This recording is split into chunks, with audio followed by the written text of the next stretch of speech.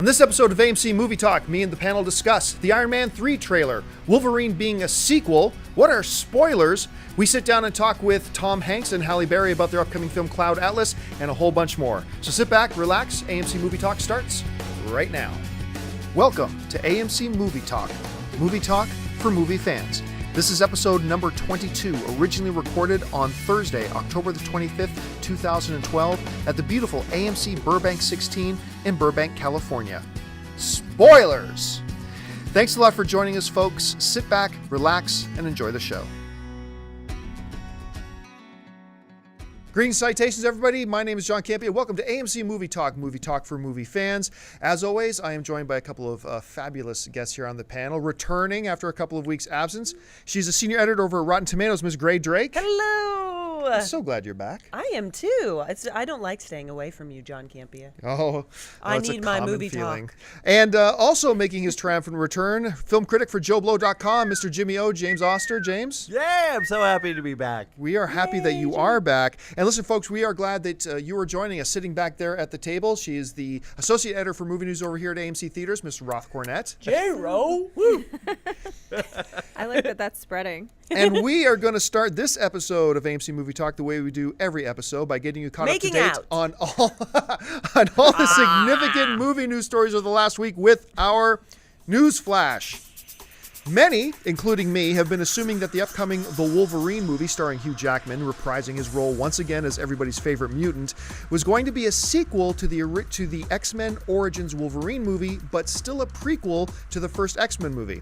Well, you know what they say about making assumptions, Grae. It makes an ass out of you and you. How dare you? Empire Magazine recently interviewed the Wolverine director James Mangold, who said the new movie is actually a sequel to the last X-Men movie. What? Mangold is quoted as saying, "Where this film sits in the universe of the films is after all of them," revealed Mangold. Jean Grey is gone, most of the X-Men are disbanded or gone, so there's a tremendous sense of isolation for him. The Wolverine is set to open in AMC Theatres everywhere on July 26th.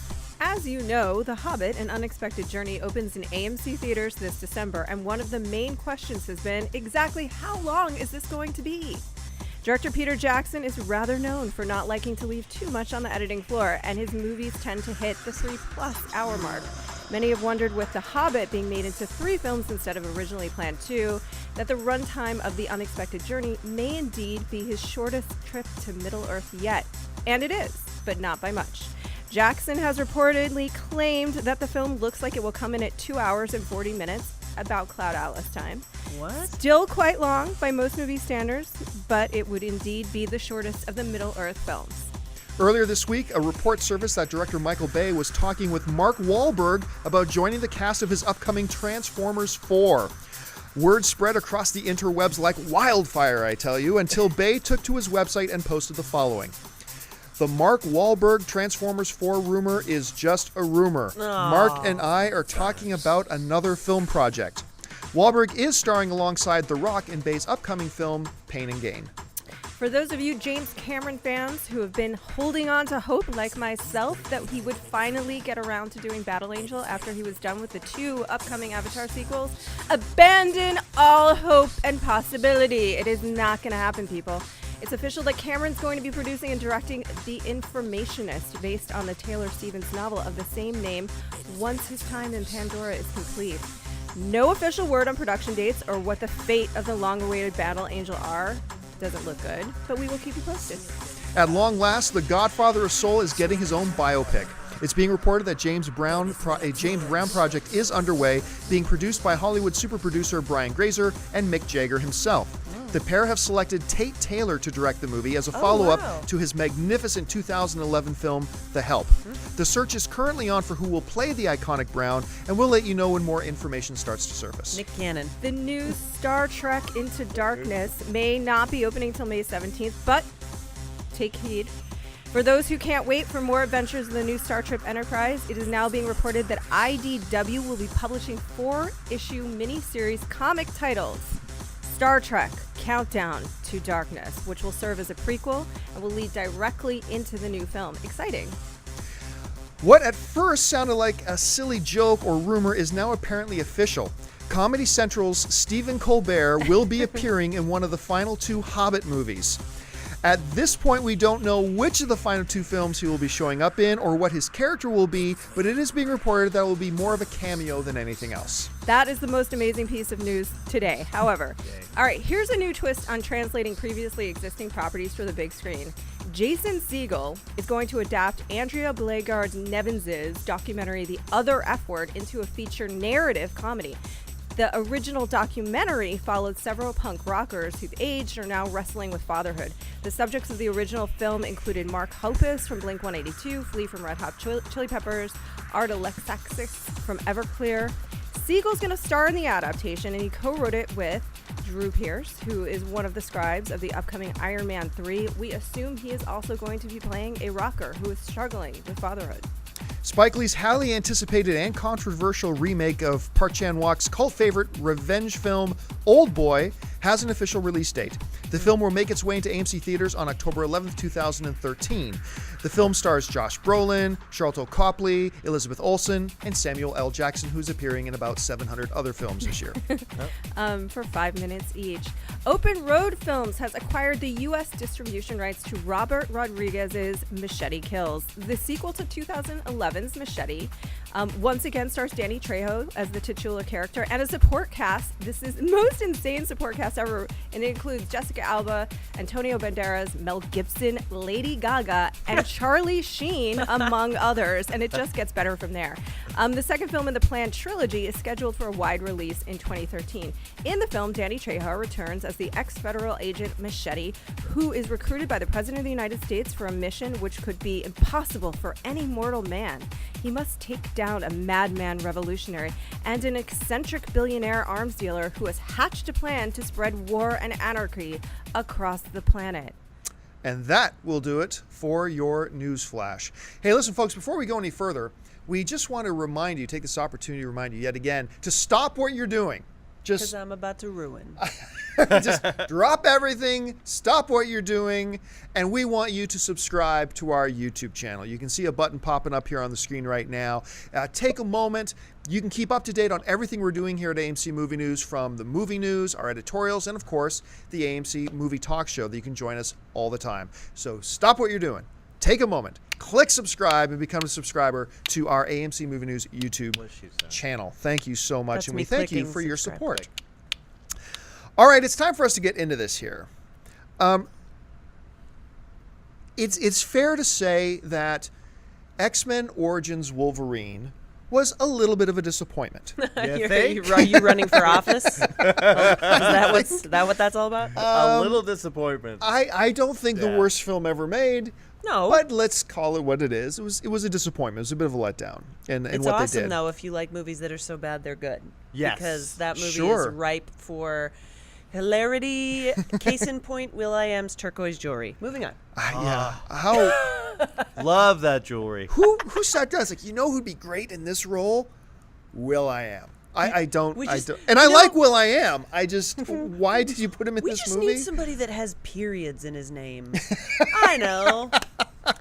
Yeah, that's a popular thing. I'm trying to fill that, and he's the one, man. He's the guy. But so, when people then heard initially that, okay, they're going to do another Wolverine movie, there was some, understandably so, some pessimism about it. Yes. Grumble, grumble, grumble. But then James Mangold comes on, and he's going to direct. Right. And I think a lot of people's expectations then jumped up. Yeah, we've heard a lot of stuff come out about the movie, also raised our expectations.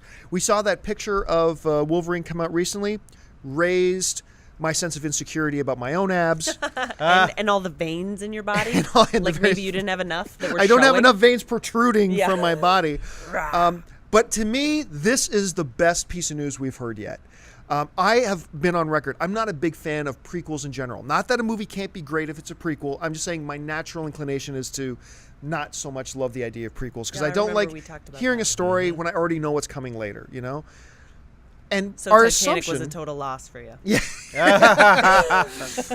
Wait, don't spoil that, because I want. Sorry. But I mean, so we just have been assuming that Wolverine was going to be a follow-up to X-Men Origins. A sequel to the prequel. A sequel to the sequel prequel. to But the still a prequel. prequel to X-Men. We thought it was going to fit in between X-Men Origins Wolverine and the first X-Men movie. That's what we've assumed.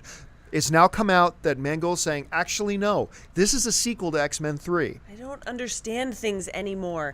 Like, this is, I feel like now for everything, like I need to start taking notes. Like I need to have an official movie notebook where I reference every single film and like, okay, good. So that came out in 1996. But then this storyline with Venom is this year. And then the prequel will be a sequel to this. But then also we're going to be sequeling to the prequel of the Thing. And then we're also going to kill ourselves is what we're going to do. Well, no, what they're going to do is they're going to start the film off with Bobby Ewing in the shower. So, we'll forget all about that last one. I mean... But Jimmy, let's start with you. Good thing, bad thing? Would you prefer, like, are you glad about the news or disappointed by the news that this is actually going to be a sequel to X-Men 3? Is there a third option? Can I be mad about the news? I'm... The director's great choice. Yes. I love Hugh Jackman in the role.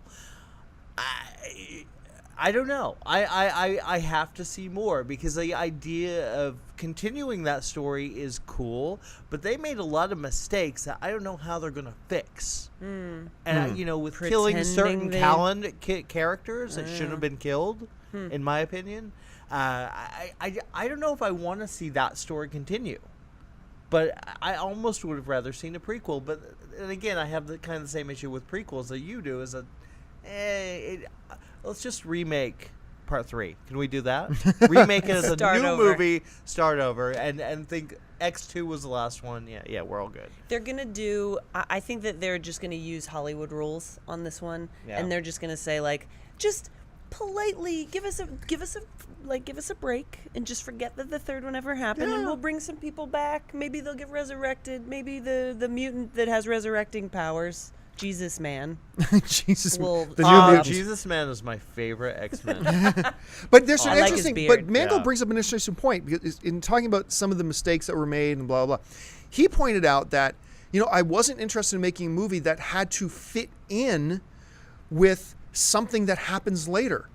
He says you're confined by that, and X-Men Origins Wolverine made some mistakes that way, right? Oh, yeah, absolutely. And he says, when you do a sequel, you're not bound by that. You can do whatever you want to do. I mean, you can resurrect characters. You can have somebody come along that wasn't there before, and it doesn't break with continuity because you're the next thing. Whatever you do is continuity. Yeah, you're telling the next story. You're telling the next story. And I like what he said about how, look, the deaths from X-Men 3 actually play a part in this because he says, look, Jean Grey's dead. He's now a lot of the X-Men are disbanded or dead. He's feeling isolated and alone. So this actually all kind of goes into the narrative, and I'm excited about what we're hearing. Yeah, I think it's going to be interesting. It's certainly an interesting turn of events because Wolverine, more than anything, needs a really good next movie. Yes. Because we gave up on X-Men, the original 3. We got that prequel, which was great. Mm-hmm. We got Wolverine, terrible. And then now this one, we're Wolverine, yeah. Right, correct. We're slowly, making our wrongs right. And do you ever get the feeling, especially this time of year for our country, that if anyone had this much passion about the deficit, that we would be so much better off as a nation? Absolutely. Yeah, I'm excited by this, and I think you're right. This is a very pivotal film, not just for Wolverine, but I think for the whole Marvel universe within Fox in general. They need this to work. Oh, they absolutely do. And they started with First Class, man. They had a really strong movie. Awesome. Yes. I think they can pull it off, but I still say meh. Because I'm not. I need to see more. I need to actually see things. Agreed. It's still very early. All right, let's move on to the next topic. Staying in the comic book world. Because we like it. It was there. a very interesting choice, and a choice that I thought was quite good when they did the new Amazing Spider-Man film, which is a horribly underrated film by a lot of people, and I still stand that it is superior in every way to the first Tobey Maguire Spider-Man film. But that's just me. But it was a curious choice that they decided not to use Mary Jane as the love interest and rather go further back in the comic lore and use Gwen Stacy, played, I thought, quite well by Emma Stone. Emma Stone's always good in everything. With her knee socks. Yeah.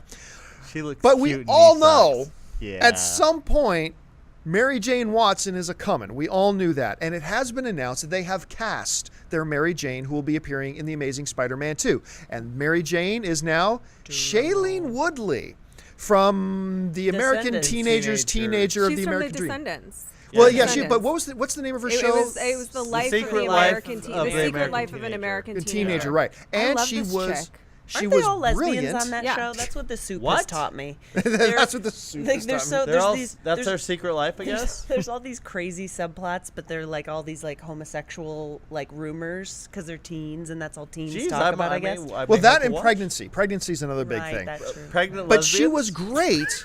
She was wonderful in The Descendants. Yeah, She's that was a great. real breakout role for Yeah, her. she's great. So, I don't Grae, know about her dress for the Oscars. but- let's Grae, let's start with you. What do you think about this news about Shailene Woodley playing Mary Jane? I love it because I really think I'm a bigger fan of the first Spider-Man movies than you are. I think, John. Let's not talk about the third one because Yeah. the first one, love. Second is like less love. Third one, no love, and then Second this one to me is the best of the three. interesting. I have Interesting, to but agree anyway. with that. I feel like yeah. I need to go back and rewatch it because The one people with keep Doc Ock? saying that. Yeah, I love that Rewatch one. it, yeah. Well, the only thing I really remember from it is that I just wondered why Aunt May kept talking so much, and so I need to go back. She's so sweet. She's Aunt May. Aunt May. She Oh. is. Damn you to hell for speaking ill of Aunt Wow, May. you hate God. old people. You hate cuteness and all things that are I good hate in the old world. people, but I love teen lesbians. Yay! So there. And anyway, I thought that the Andrew Garfield one was really good. Like I really enjoyed it, and therefore, the Gwen Stacy, she was fantastic. What's Yeah. her name? Mary, Love her. Yeah. Yes, and then Kirsten Stacy. Dunst though. As the original Mary Jane in these movies, like I really enjoyed her. I liked her. Really? I did. What? Oh, I did. I think that She's like the Jar Jar Binks of the. she is the she's- Jar Jar okay. Binks of the She's pretty Spider-Man bad. world. Yeah. She's pretty bad. For me, watching, I blame the script more than I blame her because the scripts are not that interesting. Her character's always just getting dangled off something. I don't think Dangled that's from a high Kirsten place. Dunst's fault. In the first movie, which I rewatched, I enjoyed her performance, and so for me, replacing her with someone who's obviously a really strong actress like Shailene Woodley is like good deal.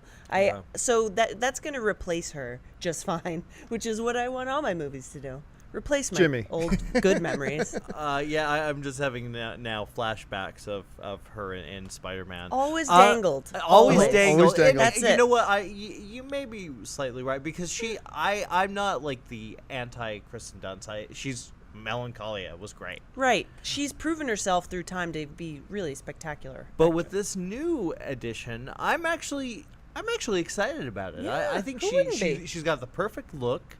She's a good actress. Yeah. She's good on that show. And of course the Descendants. She was great. I like a new kind of fresh face who Marvel audiences and comic book audiences aren't really used to. I'm excited. If you can handle George Clooney, you can definitely handle a dude in spandex. Right? Well, all right. First of all, to the Kristen Dunst thing, I agree. She's a very good actress. She Yeah. is. But I just remember from day one, she ain't Mary Jane. Before I ever No, saw the she's movie, not, thought yeah. this is not Mary Jane at all. And I just thought, and I agree, I don't blame her.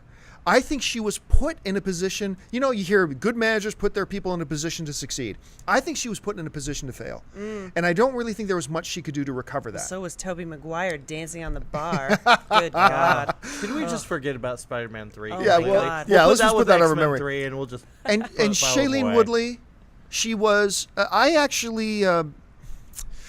I thought she deserved even more recognition than she got for The Descendants. I think everybody talked about George Clooney, deservedly so. He was Well, I mean, great she in got it. an Academy Award. Yeah, nomination. But it's almost like she was forgotten at that show. You know what I mean? It's like we're watching the Academy Awards, and I almost felt like she was an oversight. Yeah, she was there, but I she's thought like an she embryo, was though. fantastic. That being said, hate this casting, and I'll tell you Why why. do you wrong hate? with you? Why? And I'll tell you why. Now, once again, I think she's wonderful, but I'm having that same sickening feeling I had when I heard that Kirsten Dunst was cast for it. She ain't Mary Jane Watson. So who is, though? Mary Jane, when you look at the Marvel universe in the comics, Mary Jane is the ultimate sex symbol. She embodies vavoom. I mean, that's Mary Jane. And Shailene, she's a beautiful girl. She's extremely cute. I'm not taking away from her attractiveness, but it's a different category altogether. Like I thought an Emma Stone type would have been a much better choice for someone like Mary Jane. I just don't see her as Mary Jane, and I fear she's being put in a position to fail, despite her talent. I've had this feeling Hollywood. before and have been completely wrong. And I hope I'm completely wrong here. But that's just my fear. Roth, I'm curious. What do you think about Shailene being cast here? I love her as an actress. I thought she was great in The Descendants. I think the interesting challenge for this is that Emma Stone is so likable. Do you know what I mean? Hard to follow. Yeah. She's hard to Right. follow because she's just so damn likable all the time. They look Every great time you see together. her in person, you see her in a film, you just immediately feel connected to her. So we're going to have gotten so attached to this character. She's going to, we'll talk about it later, not be there anymore. And then somebody's got to come in and we have to believe actually this is his real true love. And so that person has a lot on their shoulders, and Shailene Woodley is a tremendous actress, but one of the things that she's really good at is she has a little bite to her. She has a little sass and a little bite. I liked that. It worked in The Descendants. That's true. But I feel like somebody that's even as inherently likable but different. She's also kind of similar in feel to me to Emma Stone in the sense that they're both very slender, kind of like edgy girls, very. I feel like I would have wanted to see like an Elizabeth Olsen, somebody that's very different and equally likable. but Okay, she very just sold different. me. Elizabeth Olsen, yes, I changed my mind. As Love far, her. Well, I what love you her were too. talking about as far as the sex symbol goes, like who do you see in it? That's a wonderful question. I hate people who bring up problems that don't have a solution to offer, and I'm guilty of that right now. I don't have a solution to hate offer. you then. Yeah, I hate myself right now. Except to say that I just don't see her. As much as I like her, as much as I think she's going to be awesome, and I'll go see almost every project she's involved in, I don't see her as a fit for Mary Jane. But I don't have anybody off the top of my head that Sure. I would slide in there at the moment. Dennis, throw in 2 cents here. What are you thinking about this? Well, I think like when you're talking about Mary Jane as the sex symbol, that was kind of, I don't remember exactly when in the comic book series that happened, but remember Mary Jane used to be the girl next door. It was the Yes. ultimate girl. Yeah, there was a while later ago. they transitioned to the more like she's the hot The blonde. vavoom. Yeah, exactly. So my initial thought was not that she wasn't right for the role. I thought she might have been too young. I don't know. She how, looks young, I don't doesn't know she? how old she actually is. I think but she's 21 or physically, 22. She just looks really young. Well, yeah, Yeah. she's on a show Yeah. about. But you bring up a teenagers. great point about the fact that the way Mary Jane used to be Secret portrayed was the wholesome kind of girl next door.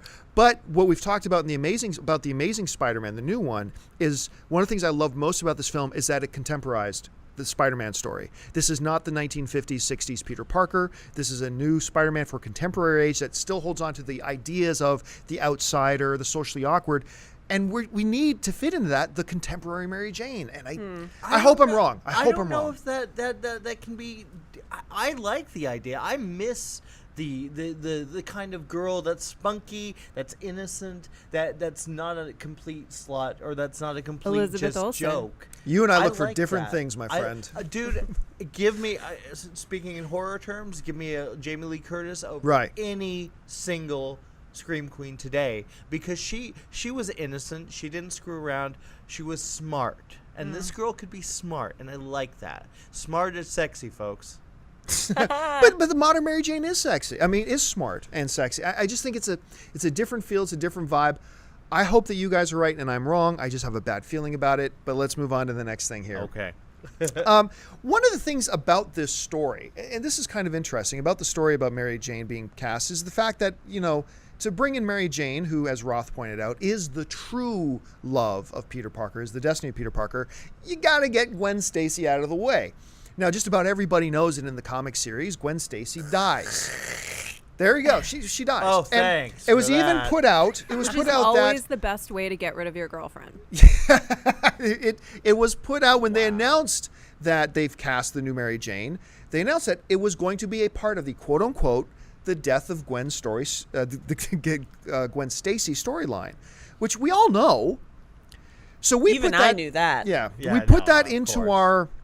our report on here at AMC Movie News, and I had a couple of commenters, but I know some other people might have been thinking it, saying, "Hey, complaining to me that not rude or belligerent, just making a legitimate complaint. Say, hey, why did you have to give away that big spoiler that Gwen Stacy dies?" And I engaged in a little bit of a discussion with him online, saying, well, I don't know that you can consider this a spoiler because Gwen Stacy dying is pretty much considered common knowledge. I mean, that's what we know. Like, you can't say, well, when the Titanic sinks at the end of Titanic, and go, wait a minute, what? Right. So everybody knows the Titanic sank.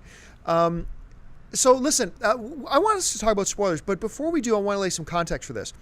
About 4.5 years ago, I actually headed up, I was running a site called The Movie Blog that I was the editor for, and I made this little video talking about spoilers. Now, what is a spoiler? What isn't a spoiler? And we're going to talk about spoilers here for a few minutes, but before we do, I want to show you this video that I made a few years ago to lay some context. So here, check it out.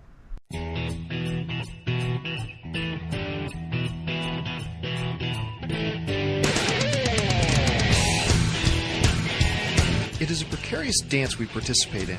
We and the online fan community have access to avenues of information regarding our most anticipated upcoming movies that generations before us could only dream about.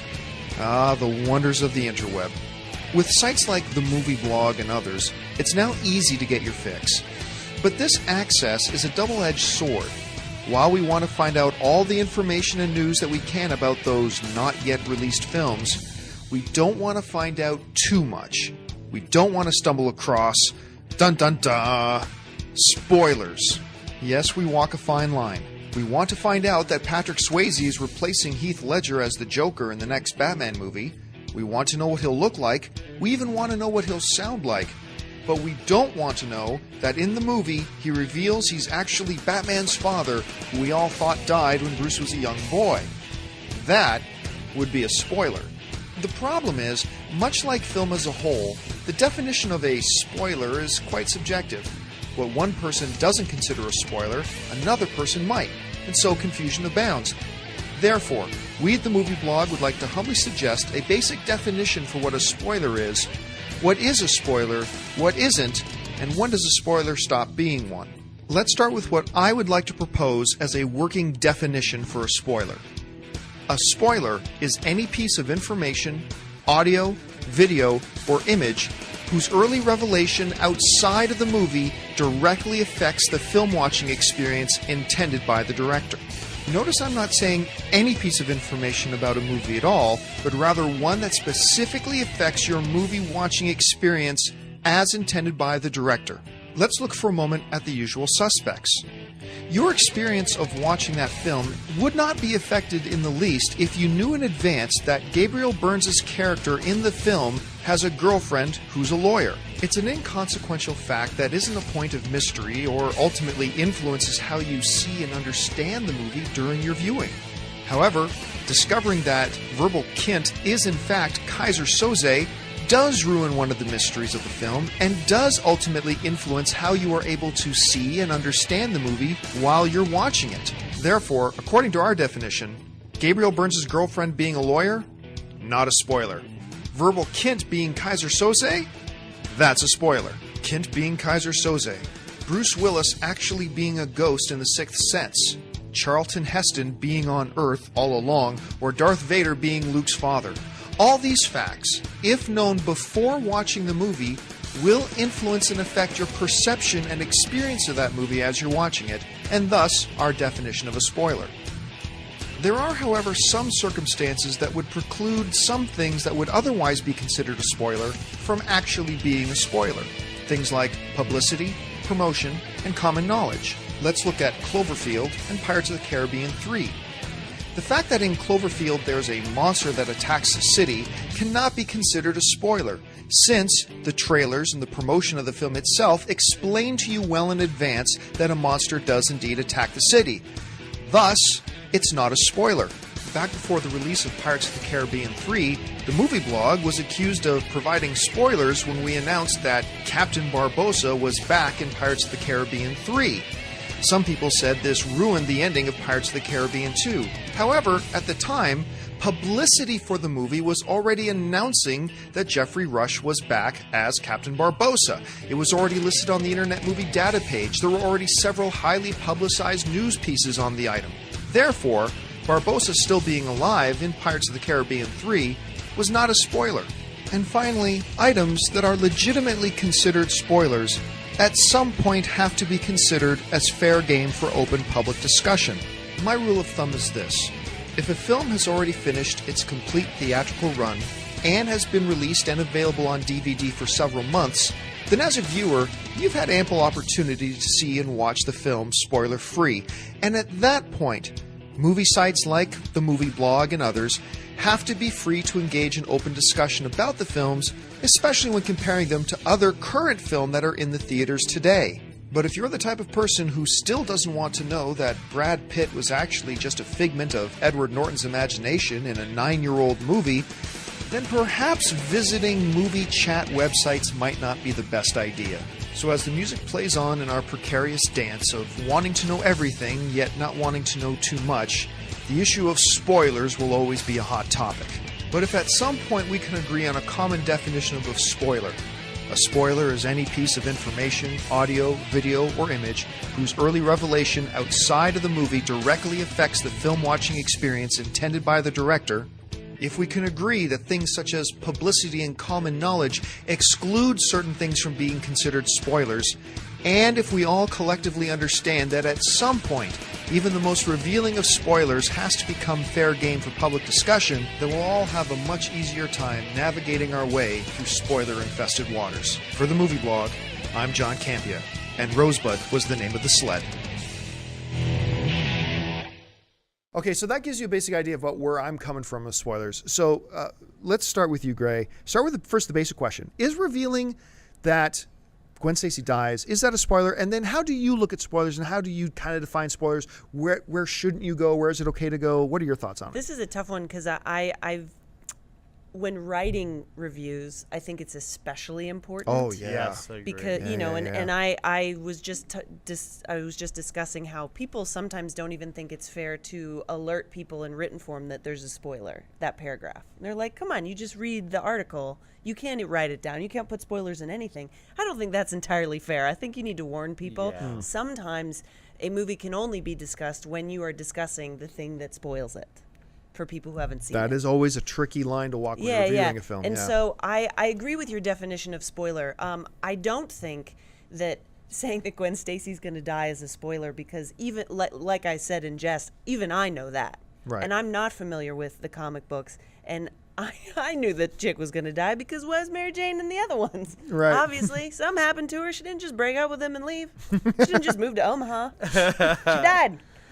So I think that so my problems in revealing spoilers basically lie where you can't say something I guess I should just say that I agree with your definition that if it's a piece of information that affects the viewing of something from the beginning, huge Right. problem. If I saw Sixth Sense on the first day not knowing what it was right when it opened, and had I known the end of the movie, the whole it rest of the movie's changes ruined. your entire Yeah. perception of the Yeah. film Right, as you're and that's watching why it. Right. when you have a movie that has a great spoiler, you need to go back and rewatch it knowing the spoiler then. Right. Because the second time it's different. Argo is another good example where that's based on a real life event. So I knew the end. Yeah. I knew what the ending of that situation was and got yelled at by some people for saying, even though they made it out. Oh, And I wow. went, you guys, pick up a history book. This is common knowledge. Yeah, they got out. Yeah. And so the real joy of that movie in particular, I think, is the real triumph in those movies is when you have something where you know the ending, and then the build up to the end, is so good you don't even care. Right. Like Argo. So Right. anyway. Fantastic. Argo was so good, by the way. Argo, wow. Yeah. One of my favorites this year, by the way. Agreed. Yes. Agreed. Absolutely. I've said this before, but when I was speaking with Ben Affleck, I told him directly. I said, if you don't get nominated for Best Director this year, I'm going to slash somebody's tires because it's. I will because it's just going to be ludicrous if he I will doesn't. go Even with his. Even his. Is that a principle? Damn you, Affleck. There's a tricky thing. You mentioned writing reviews, and one of the things I remember when I first started in this business, I went to see High Tension.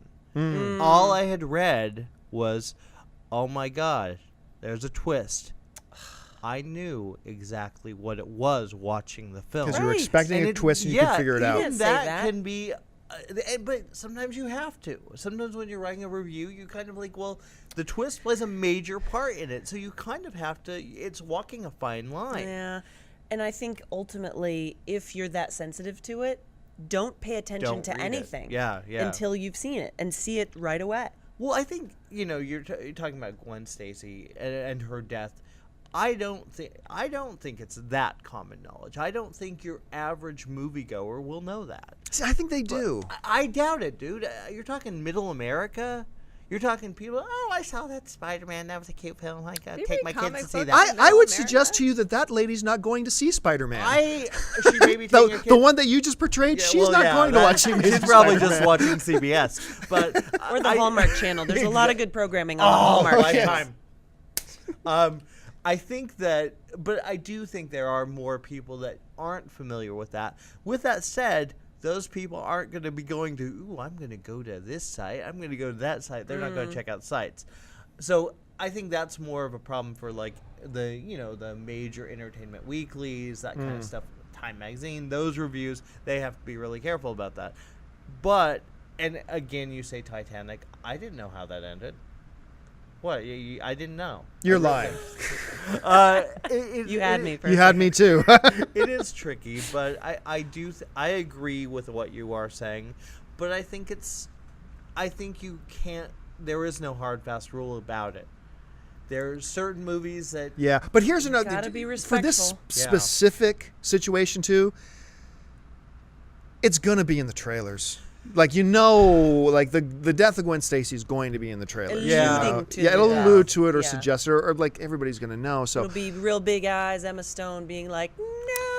Well, And I you mean, know- I think that part of they've released it in the marketing, so that's it. I mean, they're not hiding it. They're not trying to hold it back. They don't think it's a spoiler, and I think probably one of the reasons that they're not holding it back is, Jimmy, I mean, if there are people that don't know that, they probably in an odd way want to prep them for that because they want them to Ooh. prep them for the fact that Shailene is coming in and that Emma's going out, so that maybe the Yeah. shock will be lessened a little bit and they'll be more open to her and this franchise can continue in a positive manner, you know? You're right. Like, You're right. so that's a good way of so looking at that's it. one thing, but I do think there's a murky spoiler area too, where there's like little subtle, like you said, even just hearing that there's a twist. I had heard there was a twist before I saw The Usual Suspects, and I knew what it was once I was watching it because I knew that something really big was there, so I was like watching for it the Right. whole time. But there are some like smaller plot points, and nothing very specific is coming into my head, but I feel like some of the best movie experiences that I've had, I knew nothing about it going in.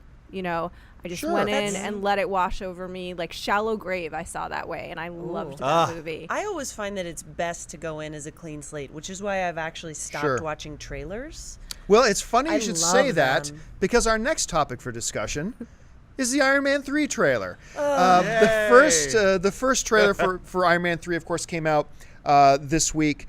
It's a trailer that had very high potential for disappointment. I think a lot of people were primed, and I'll start off with this one. This trailer is amazing. This is an amazing trailer. It's I pretty think damn so. good. I am actually not excited for just Iron Man 3 now. Really? Gray No. Drake drops a gray bomb. Really? That's Yeah. crazy, girl. Yeah, I know, because I was so disappointed in the second one, and I was so depressed that they had How lost the magic of the dare first. you. I know, I'm How upsetting you gentlemen today. Dare you. I don't disagree with Iron Man 2 was a severe step backwards for Iron Man. I thought it was But fun. they It wasn't- redeemed it. But even yeah. with you like it, didn't like it, they redeemed Iron Man himself in the Avengers. I thought Yes. the Iron I Man don't- character was I don't- completely redeemed. I don't disagree with that, but I have lost faith that the Iron Man film is going to be anything like the Avengers. I still can't muster the hope within my soul that Iron Man 3 is going to rekindle the magic of Iron Man. Iron Man is a movie that I saw in the theaters literally 5 times. Okay, and that's not even my favorite genre of film. It was just that good. So this Iron Man 3 trailer, I was like, oh, look who is so influenced by The Dark Knight. I do agree with you there. It is almost like Iron Man Rises. Iron Man Rises. Of course, keep in mind that the script Yeah. for this film was done before Dark Knight Rises ever came Yeah, to theater. sure. Absolutely. But it makes sense. We got to remember that the Tony Stark character, this jovial, quick-witted, funny, enigmatic Awesome in every way. character, that on Tony Stark is all a surface shell veneer to a dark, troubled, disturbed guy Right. with a lot of demons in him. And one of the things is Shane Black, and we cannot discount the fact that Shane Black is directing this He's one. great. This is why I'm excited. Yeah, He's That and is why I'm he, excited. of course, directed Kiss Kiss Bang Junior Bang. in Kiss Kiss Bang Bang. Yeah. And he did a great wrote job with Lethal him. Weapon. Yes. Among yes. other things. And he One wrote of the Lethal greatest Weapon. movies ever made. He by the wrote way. Lethal Weapon. He wrote The Long Kiss Goodnight. Yeah. He is an action master. He's great. And He so I think knows we his can't discount stuff. these things. But one of the things that Shane said to us at Comic-Con was that, look, going into Iron Man 3, you can't just forget what he just went through. He's a mortal man who had just found himself in the depths of the darkest space, confronted with alien race coming to wipe out humanity, blah, blah. These are things that any normal person are going to deeply affect you and deeply trouble you. That is and I true. liked I hearing can that. confirm that. And then when I can confirm that. And then when this Yeah, trailer the whole starts, alien race thing is scary, right? and We when just this found movie, out. when this trailer starts, it starts off with Tony. I love the narration saying, ever since New York, I can't sleep, I can't do this, and we're seeing that shell is starting to crack. And we've seen that in the comic book several times when it really goes into his alcoholism and things like that. And I think this is when we're seeing that shell start to crack. I think the trailer had a very Empire Strikes Back feel to it, of the heroes in their darkest hour, at the darkest time. I think the set pieces look. Roth pointed out in a video piece we did earlier that the set piece that they show us of his mansion being destroyed and blah blah. Oh, that's amazing. Looks spectacular. Yeah, looks I am spectacular. in for Ben. Ben Kingsley has made some real turds. He has, but I will still give everything he does the benefit of the doubt because he is Ben Kingsley. Well, Ben Kingsley is a fantastic actor. He could be Yeah. in the worst film ever made, and he has probably. And And he has has been. been in a couple of them. Yes. Yeah. So, but he still shines. He Yeah. still shines every time. Maybe I'm just pouting because I don't want anything bad to happen to Pepper. Yes, you are. I love Pepper too. I so love her. I I do- do love Pepper. But I mean, then I this don't even also. want to see Gwyneth Paltrow even mildly upset. I think she She's dies. adorable. Give her a Stop macrobiotic that. diet and I make her do- do Spoiler Pilates. Well, it's not a spoiler. 'Cause doesn't I don't know. know, This is no. a fact. I am guessing here that Pepper Potts dies in this film. I I'm think- guessing too after looking at her it would tortured. make sense. Yeah. Yeah, it would but make now sense. but keep in mind too, there was an interview done with Gwyneth Paltrow about 2 months ago maybe, where she actually alluded to that a little bit. She's saying, I'm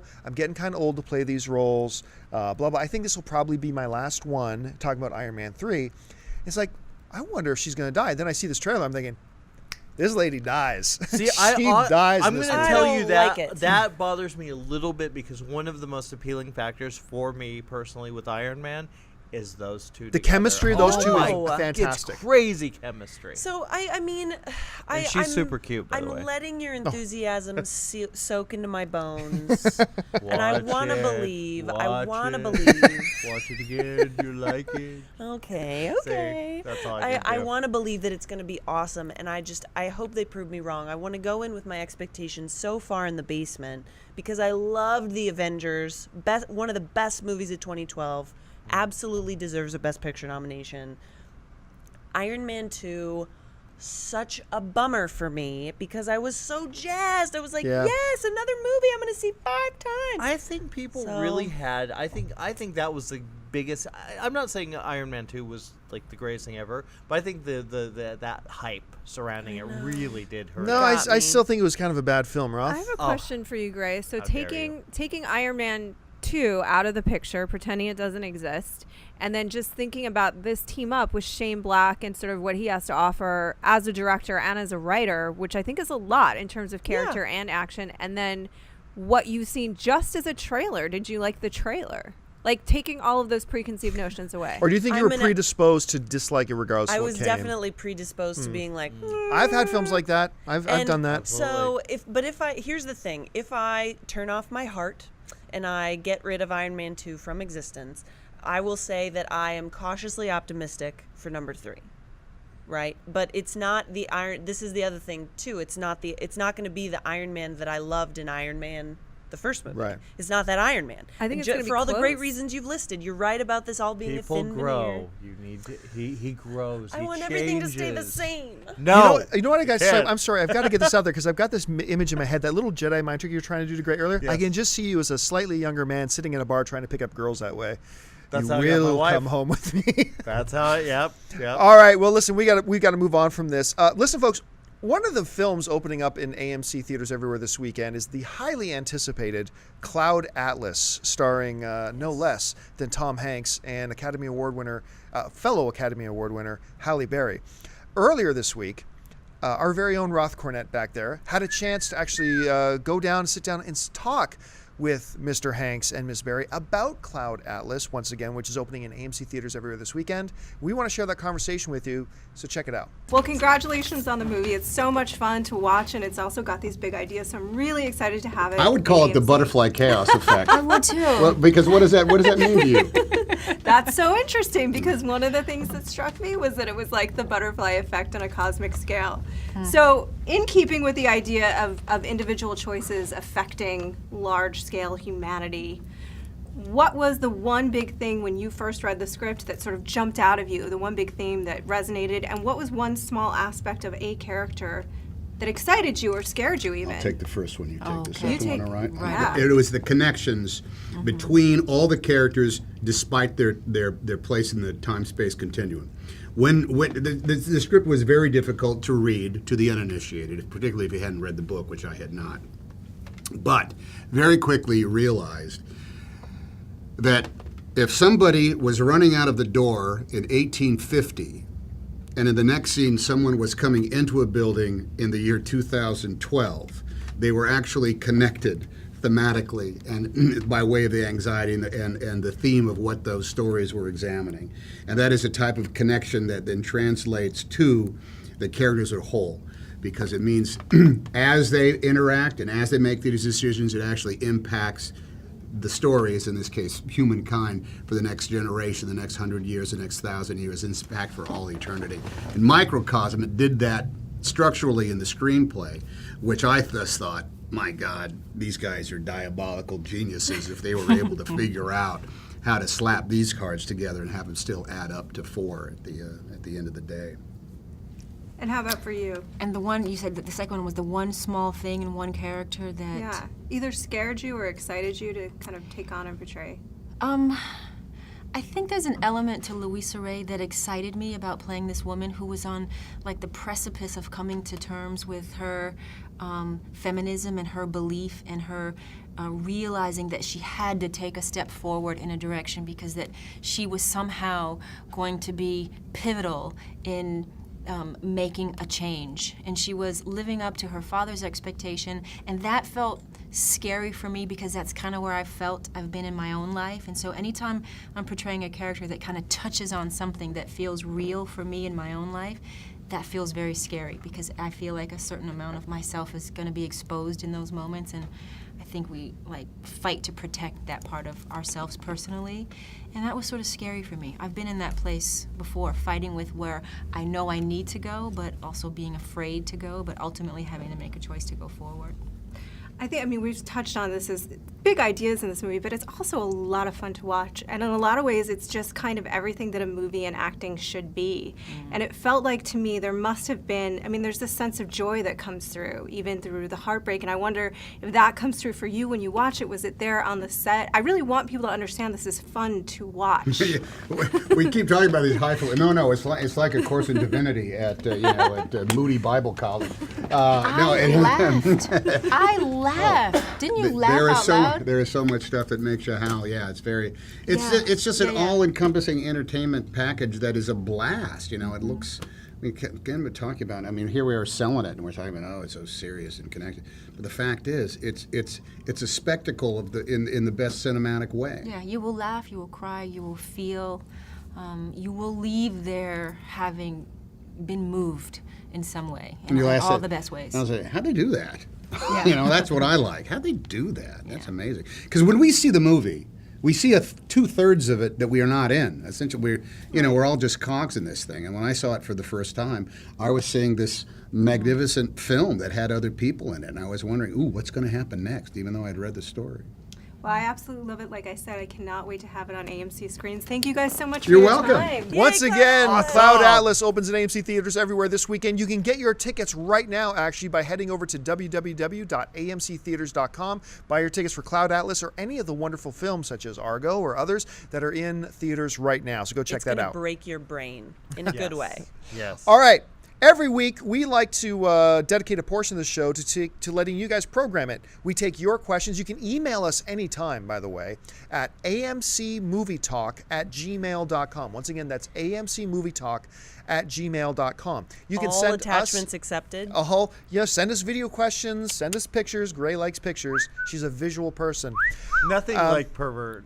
No, I no. don't think you want Nothing that no. Grae's looking for, Yeah. but so you can send us questions anytime, and we like to pick out of all the questions that come in, we pick out a couple that we'd like to get to. Roth's got a few of them picked out back there. So Roth, what do we have in the mailbag? Some good stuff. First, I want to print a retraction that Danny Trejo is an ex-federale agent. I said federal. I know I'm going to get a comment, so I know.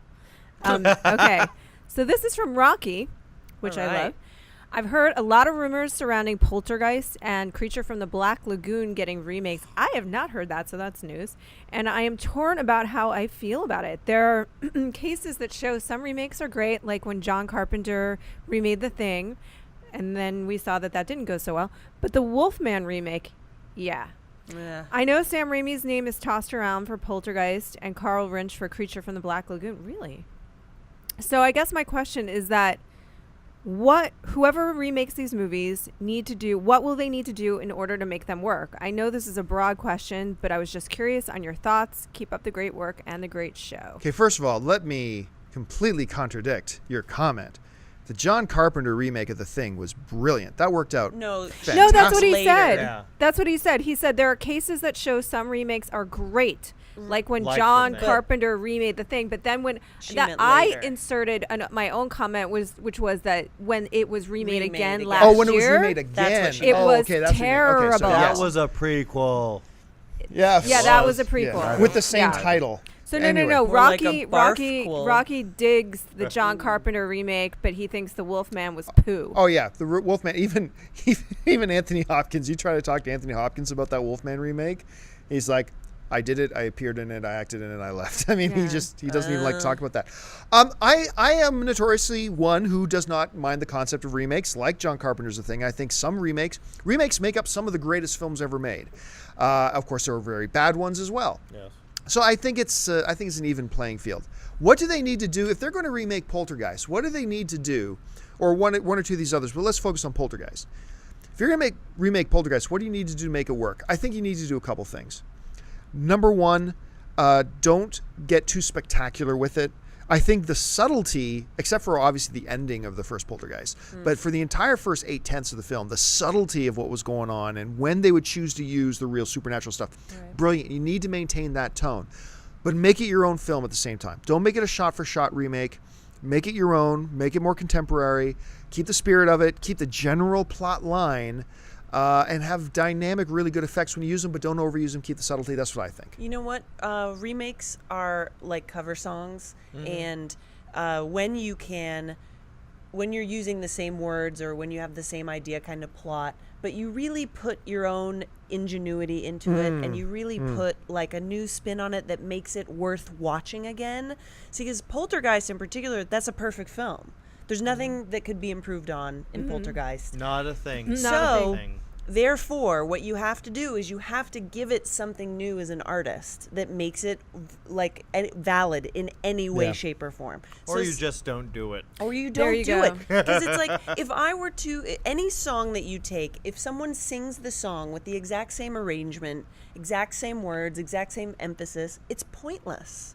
I didn't want to hear, like, Billie Holiday sang Strange Fruit, and then if Green Day redid it and did it like a punk song, that's awesome. Yeah. So that's it what can work really well. That's what a film has to be too. So do Poltergeist and make it Poltergeist, but make it, whoever the director is, make it your Poltergeist. Right. The problem- Green Day should do Poltergeist. Green Day should do Poltergeist on Broadway like American Idiot.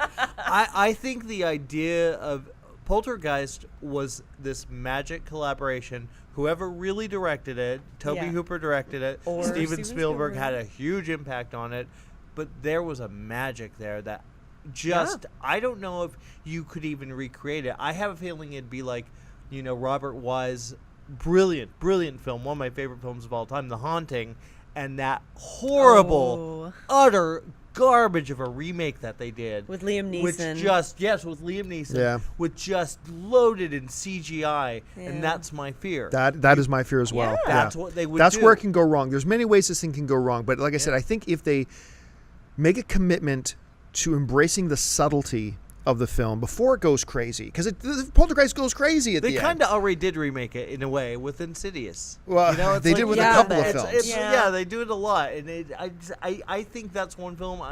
You know what? I'm a staunch supporter. Please do not make Poltergeist. Well, Yeah. see, and, but they and will. Here's my argument with that, and I do this one all the time. Making a remake, there's no reason not to make it. I mean, it's like all of us at this table and in this room, I assume, love the original Poltergeist. Absolutely. Let's say they remake it and it's total garbage. Doesn't affect my love for the original Poltergeist. It doesn't that's hurt the true. original That's Poltergeist true. at all. No, I'm just It's separate pissed that I films. But had to it's sit through there. it. Then it's there. Then it exists. So are lots of other bad movies. Okay, but it does taint it. I'm It gonna play does. I devil's disagree advocate completely. here. I'm going to agree with him on one level. When you have a remake, say, I'm trying to think of one recently. Good or bad? Footloose. Bad. Footloose. No, actually, no. Okay. I like the remake There's of like Footloose. prom Well, night. I actually was didn't mind it remade. either Okay, myself. Prom Night's a perfect example. You have Prom Night sucked. The remake sucked. But people are. I think a lot of audiences are going to be the younger audience who haven't seen the awesome Jamie Lee Curtis one. The killers are coming. The killers are coming. They're gonna see that. And they're gonna. Oh, I'm going to see the original, and they're going to go buy it. They're going to go rent it. They're going to stream it on Netflix. Perfect. I want people to see these old films like Phantasm. And do you think those Don't kids? remake Phantasm, do you think please. those kids without the remake would have ever bothered to go back and find the original? No, and that's exactly. why I'm giving yeah, you that. that's your I point. will yeah. give you that. Unless they're a Absolutely. total horror freak and by the killers are coming. But see, that's the thing I often get with people talking about either remakes or remaking like great Asian cinema. They're saying, they're going to see this and not understand the brilliance of the original. Do you think those people would have ever gone and watched the original in the first place? At least now there's the chance that they're going to go. Like, I know a lot of people that I had discussions with who had never seen Infernal Affairs. The greatest cop movie I ever made, I think. My all-time favorite cop movie is Infernal Affairs, the Asian film. If it wasn't for The Departed, I know a lot of people who have seen Infernal Affairs because Scorsese made The Departed. Yeah. That's why they were able to go back and watch it. And if The Departed sucked, which it didn't, it was Best Picture of the Year, blah, blah, blah. But if The Departed had sucked, it wouldn't have changed a thing for Infernal Affairs. It's still a masterpiece. It's still brilliant. And I think the same thing is true of these things. Do you think you think anybody watches now John Carpenter's The Thing and enjoys it 1 ounce less because the new thing was bad? No, it's still sadly brilliant. there are a few people that I actually talked to somebody that didn't like his. I was like, okay, no. Well, anyway, we can't linger on this one too much. Let's go ahead. We're running out of time here. Let's take one more question. Okay. We don't remake Poltergeist, period. Yes, I agree. Period. Hi, guys. Love the show. It gets better every week. My question is, do you think that it would be great to make a live-action movies about characters in the Capcom universe? Okay. So Captain Commando, Mega Man, etc. Or do you think it wouldn't have the same impact that the Marvel universe has had in the film industry? From Gary R. Well, Gary, the thing is, they have made a number of Capcom universe movies. Street Fighter. Yeah. The Legend of Chun-Li. Speaking of amazing adaptations. Speaking of fantastic, how did Kristen Kirk not get nominated for an Oscar for that? Unadulterated artistry. So they have done Capcom universe, but the Capcom universe, okay, besides the fact that it made some really bad movies already, taking that aside, the problem why Capcom universe stuff won't really get made, other than Street Fighter, because Street Fighter was uniquely very popular in the Capcom universe, and maybe amongst gamers it's really well known, but in the general public, people don't know any of these characters talking about. Like you mentioned Captain Commando, you mentioned Mega Man. Although they might recognize the name Mega Man, they don't know anything about Mega Man, and they're probably not going to go see a Mega Man movie. If you try to do another Street Fighter film in the next 10 years, it's going to bomb because everybody knows that the other incarnations have been terrible. So I just don't you didn't see like it. them? I just don't see it happening, Grae. Like, do you think there's a chance for this, or? It's not stirring any passion within me, and I'm a huge fan of those games. Like, I love, and especially Street Fighter. But I don't know that they're we have such trouble with video game adaptations. Yeah, and yeah. I think Street Fighter was perfectly relegated to Wreck-It Ralph in just a really minute appearance. Wasn't that just great? Tiny appearance. And then I was like, yay, Street Fighter! Like, that's when I got excited. Yeah. I think that these days, Hollywood's only cashing in on what sells now. And if comic books or video games are selling now, they're gonna make it. But Well, I mean, Capcom- you had Transformers, G.I. Joe. older they Capcom still, stuff, but they were yeah. never as aside from Street Fighter, which did get movie adaptations. None of A the Capcom while stuff, ago, yeah, though. none A while well, ago, and they weren't Chun-Li good. wasn't too long ago. Wasn't that long ago? Was it? It was like 3 years or something? But they've never had the popularity that Transformers Yeah, did or no. that G.I. Joe. Well, because had, they or- didn't make. I mean, say what you will about Transformers, it did what it was supposed to do. It made those movies huge, and people responded to it. Right. They didn't make a movie. If they make a great movie that people will respond to, sure. Part one was great. I'm just gonna throw that. I enjoyed it too. I loved it. Yeah. But they need to, if they really seriously take the time to make a great movie, sure. But really, is that going to happen? No. No, and the thing is, No. there's no business sense. See, you make these video game movies, or whatever, because you think you can capitalize on the popularity of the title, that you can attract an audience and make money. Hey, that's great. More power to you, and hopefully in the process you're going to make a good movie while you're doing it. But if a studio is going to sit down and say, look, there's not even regardless of how good we make this movie, there's not really a possibility that's going to make money, so it doesn't make sense for them to make it. And that's what I think, unfortunately, a Capcom is in the world of. Well, yeah, because when you ask yourself, like, is it going to be Mega Man or Assassin's Creed? Right. Obviously, it's going to be the latter. You know, it's going to be Silent Hill, because that video game sells a ton right now, Right. and it's in the current And it's a consciousness. recognizable title. Right. So unfortunately, Capcom, I don't think we're not gonna be seeing a lot of Capcom movies. Maybe All right. straight to DVD. Hey, that's possible. I know. Animated straight to DVD. There's a life for that. Yeah. Well, listen, folks, we have run out of time. Oh, Thank you I'm sorry. so much for sucks. joining us. Once again, I want to remind you to stop what you're doing and subscribe to our AMC Theatres YouTube channel. Keeps you up to date on all the big movie news, our editorials, and of course the AMC Movie Talk Show. So take a moment, click subscribe, become a subscriber.